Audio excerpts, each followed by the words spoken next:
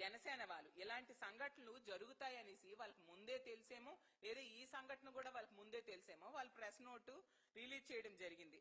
మీ అంటే వాళ్ళ పార్టీలో ఉన్న వాళ్ళకి ఎవరికైనా అక్రమ సంబంధాలు గాని మానసిక బలహీనతలు ఉంటే అవి బయటకు రాకుండా చూసుకోండి అనేసి. అంటే ఈ రాష్ట్ర చరిత్రలో గాని దేశ చరిత్రలో గాని ఏ పార్టీ కూడా ఇంత దారుణంగా మీరు మీకేమైనా బలహీనతలు ఉంటే అవి బయటకు రాకుండా చూసుకోండి అని ఏకంగా ప్రెస్ నోట్ రిలీజ్ చేశారు.